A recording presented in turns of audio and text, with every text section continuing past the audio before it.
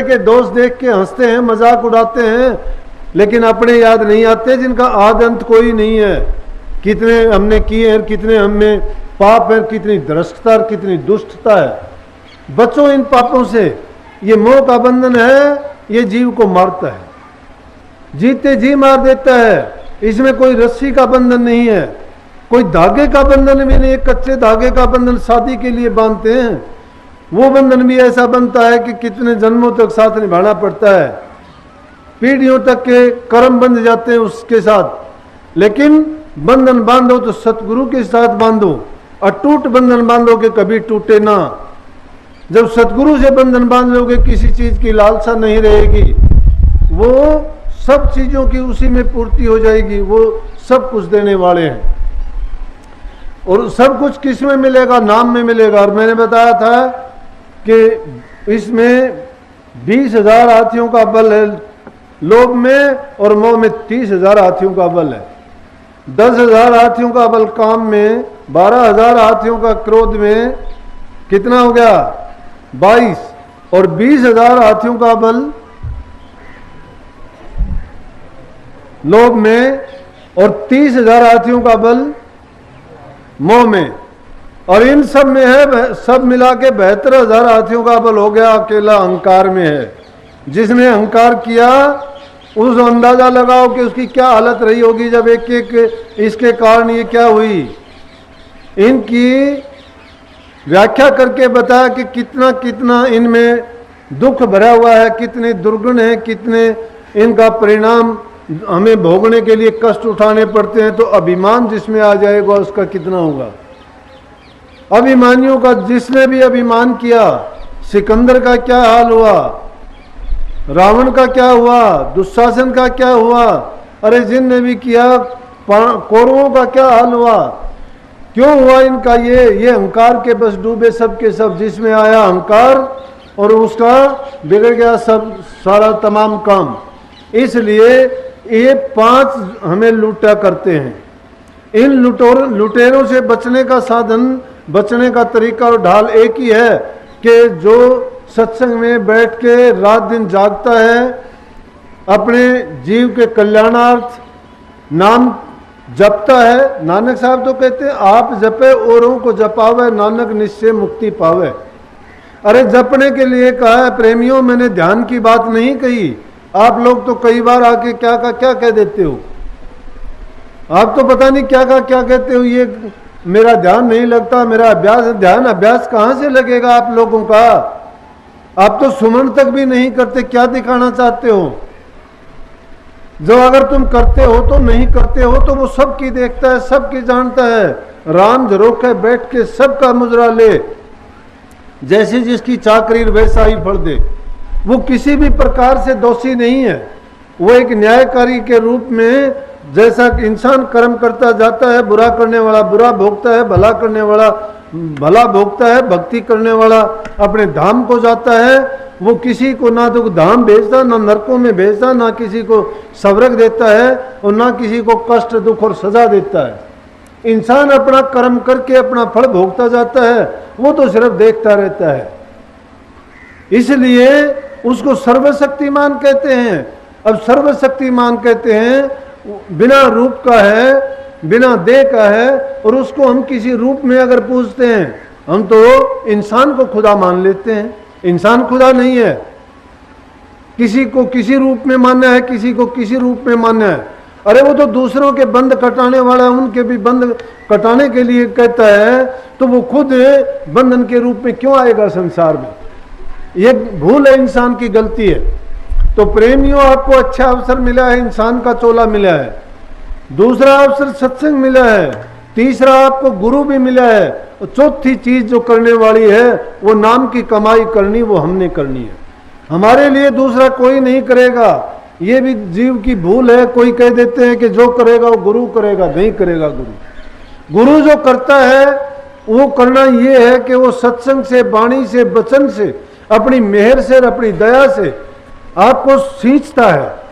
अगर उस सिंचाई को आप नहीं मानते हो, उसका लेने का तरीका भी एक है कि अपने श्रवण को खुला रखो, कानों को, दिमाग के दरवाजे खोल दो, अंदर जाने दो और उस चीज को लेके उसका चिंतन करो, मनन करो और स्वाध्याय करो। जब उसको सुनते हो एकांत में जाके उसको याद करो। अगर तुम सुमन मात्र भी कर लोगे तो भी तुम्हें किसी प्रकार की कलह कष्ट दुख नहीं होंगे। अगर हो भी गए तो तुम्हारे कर्म के जो भोग हैं वो हजारों मन के छटाक भर में पूरे हो जाएंगे।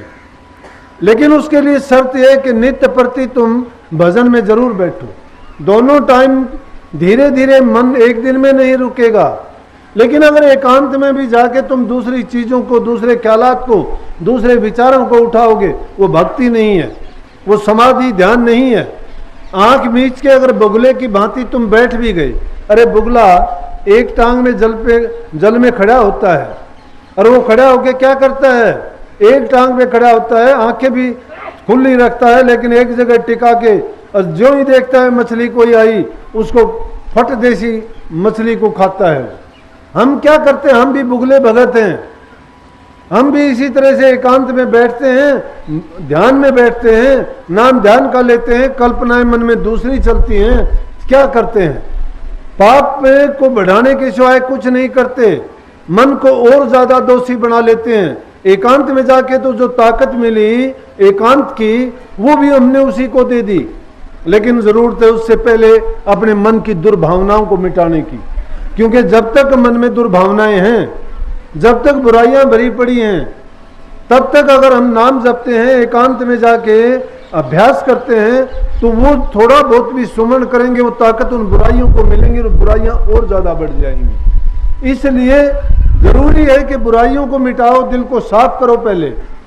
दिल जब आपका साफ हो जाएगा, फिर यूं समझो कि जो नाम लिया जाएगा वो तुम्हारी रूह के काम आने वाला होगा, तुम्हारे मन को पवित्र बनाने वाला होगा, तुम्हारे विचारों को ऊपर उठाने वाला होगा, तुम्हारा गुरु के साथ में, नाम के साथ में अटूट संबंध, प्यार, श्रद्धा और विश्वास जुड़ जाएगा।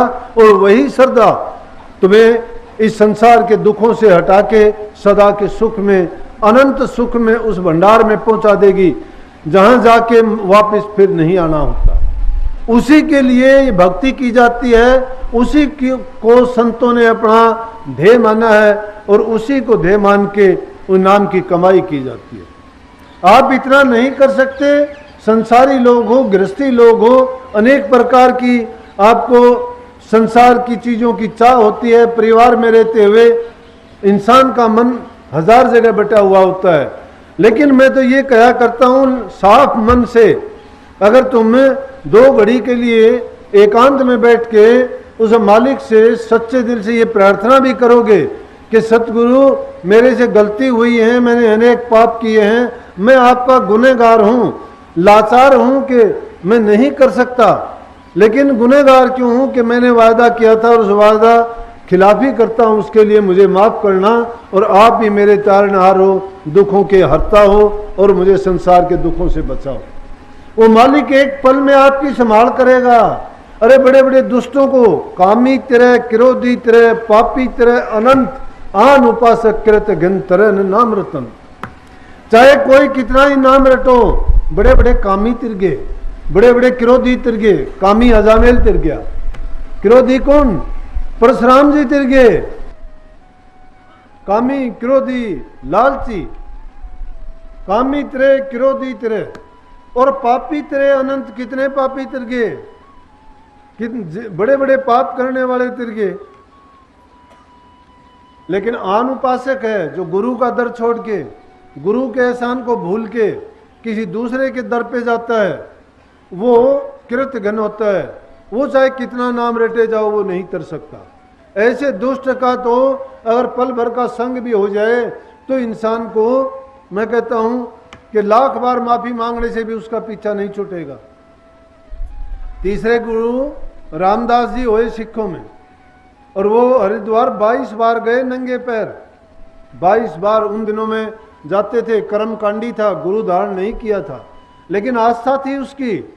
एक इंसान जब तक पता नहीं होता, लेकिन सही आस्था से कहीं जाता भी है भूला भटका, तो उसको मालिक अपने आप संभालता है। कपट से भक्ति करने वालों को भी संभालता है वो। तो क्या किया कि रास्ते में एक ब्रह्मचारी जी मिले उनको, और ब्रह्मचारी के वो बर्तनों को उनको प्रयोग करता रहा, बड़ा दान दिया करता। गंगा जी में स्नान करके और ब्रह्मचारी को दान देने लगे रामदास जी। जब उनको दान देने लगे, कहने लगे कि ये क्या है? बोला कि दान। ने बोला तेरा गुरु कौन है भाई? ने बोला जी गुरु तो मैंने अब तक किया ही। ने बोला अरे दुष्ट, तेरे तो दर्शन करने का भी धर्म नहीं है, तूने तो मेरा भी दीन भ्रष्ट कर दिया। बर्तनों को धोया, मांजा, हाथ धोए और उसने जो दिया था उसको वापिस कर दिया। बड़ा दुख लगा उनको कि इतना बुरा होता है कि जिसने गुरु नहीं किया। जो गुरु को करके, जो गुरु की आलोचना करता है, गुरु का दर छोड़ देता है, गुरु घर का नहीं रहता, उससे तो कोई यूं सोच लो कि दर्शन भी हो जाए। उसको क्या कहते हैं? उसको निगरा कहते हैं। नुगरे का ना देखो मुखड़ा, चाहे काया में कितना दुखड़ा, चाहे खान में मिलो न टुकड़ा, चाहे सोमन चढ़ो बुखार, नुगरा ना मिली और पापी मिलो हजार। अगर 1000 पापी मिल जाएंगे आपका उद्धार हो जाएगा, लेकिन ऐसा नुगरा आदमी जो मिल जाए, जय नुगरा सत्संग में आवे, कड़वे कड़वे त्योर लिखावे, खोटे मंदे बचन सुनावे, वो रह लड़ने तैयार, नुगरा ना मिलियो। पापी मिलो 1000, पापी लाखों मिलो, कोई बात नहीं है, लेकिन दुष्ट आदमी मिले जो ऐसा हो, नुगरा हो, उसकी तो शकल देखने में भी इतना पाप चढ़ेगा, लाखों बरस नरकों में रहना पड़ता है। प्रेमियों, घरों में रह के प्यार प्रेम रखो, मर्यादाओं का पालन करो, अपने धर्म का निर्वाह करो, स्त्री के साथ अच्छा व्यवहार, संतान के साथ अच्छा व्यवहार। जो पत्नी अपने पति को दुख देती है, जो पति अपनी स्त्री को दुख देता है, बच्चों में प्यार प्रेम नहीं है, या तुम और बुरा भला कहते हो, गाली गलौज करते हो, या धोखाधड़ी करते हो, क्यों चोरी करते हो, आपस में ईर्ष्या रखते हो, तो वो घर बसो बेशक बसने वाला घर नहीं है। घरों में प्यार प्रेम जब रखोगे तो यूं समझो कि स्वर्ग के समान घर रहेगा तुम्हारा।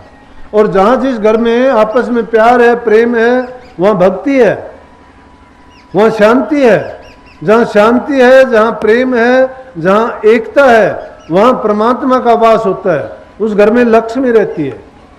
और जिस घर में ये चीज वासा कर लेती है कि आदमी आपस के में विश्वास उठ जाए, आपस में प्यार ना रहे, एक दूसरे को तुम अच्छा व्यवहार नहीं करते हो, तो तुम्हारा संसार बिगड़ जाएगा, तुम्हारी संतान पथ भ्रष्ट हो जाएगी, सही मार्ग पर नहीं जा सकेगी। इसलिए अच्छे संस्कार दो अपने बच्चों को, ताकि आगे चल जिसका परिवार, जिसका घर सुखी है, वो परिवार अच्छा है, वो एक समाज का बहुत अच्छा अंग है। घरों में प्यार प्रेम जब रखोगे तो यूं समझो कि स्वर्ग के समान घर रहेगा तुम्हारा। और जहां जिस घर में आपस में प्यार है, प्रेम है, वहां भक्ति है, वहां शांति है। जहां शांति है, जहां प्रेम है, जहां एकता है, वहां परमात्मा का वास होता है। उस घर में लक्ष्मी रहती है। और जिस घर में ये चीज वासा कर लेती हैं कि आदमी आपस के में विश्वास उठ जाए, आपस में प्यार ना रहे, एक दूसरे को तुम अच्छा व्यवहार नहीं करते हो, तो तुम्हारा संसार बिगड़ जाएगा, तुम्हारी संतान पथ भ्रष्ट हो जाएगी, सही मार्ग पर नहीं जा सकेगी। इसलिए अच्छे संस्कार दो अपने बच्चों को, ताकि आगे चल जिसका परिवार, जिसका घर सुखी है, वो परिवार अच्छा है, वो एक समाज का बहुत अच्छा अंग है, और वो एक अच्छे समाज का निर्माण करता है, अच्छा समाज अच्छा देश बनाता है।